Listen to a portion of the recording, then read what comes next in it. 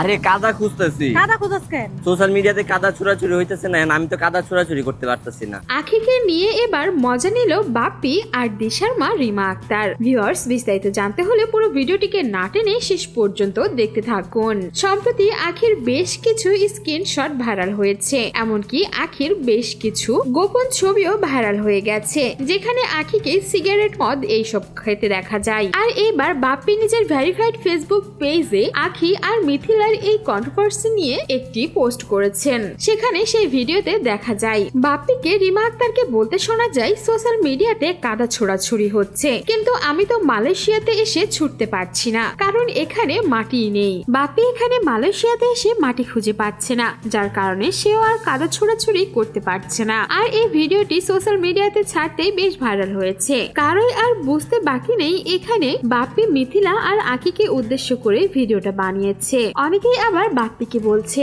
মাঝখানে তো আপনাকেও কয়েকদিন টিকটকে ভালোই নাচাইছে, আবার কেউ বা বলছে ভালো হয়েছে, আখির কাছ থেকে আপনি বেঁচে গিয়েছেন। আখি আর বাপ্পির ডিভোর্স হওয়ার পর রিমা আক্তারকে সবাই বেশ দোষারোপ করতেন যে তার জন্যই নাকি আখির সঙ্গে বাপ্পির সম্পর্ক নষ্ট হয়ে গেছে। রিমা আক্তার নাকি বাপ্পির ভালো দেখতে পারে না, আবার সেই সময় এমনটাও গুঞ্জন উঠেছিল আখি নাকি বাপ্পিকে জাদু করেছে। আর এখন সবাই যখন আখির আসল চেহারা দেখতে পেয়েছে, তারপরে সবাই বলছে রিমা আক্তার একদমই ঠিক করেছে বাপ্পিকে বিদেশ নিয়ে গিয়ে বাপ্পির সঙ্গে আখির ছাড়াছাড়ি করিয়ে দিয়ে। সো ভিউয়ার্স, এই ছিল আমাদের আজকের ভিডিও। আর আপনার কি মনে হয়? আর এবার যে আখি আর মিথিলাকে বাস দিল দিশার মামা আর দিশার মা, সে বিষয়ে আপনার কোনো মন্তব্য থাকলে জানাতে পারেন আমাদের কমেন্ট বক্সে। আর বিনোদন জগতের এমন লেটেস্ট আপডেট পেতে আমাদের চ্যানেলটিকে সাবস্ক্রাইব করে আমাদের সঙ্গেই থাকুন। ধন্যবাদ।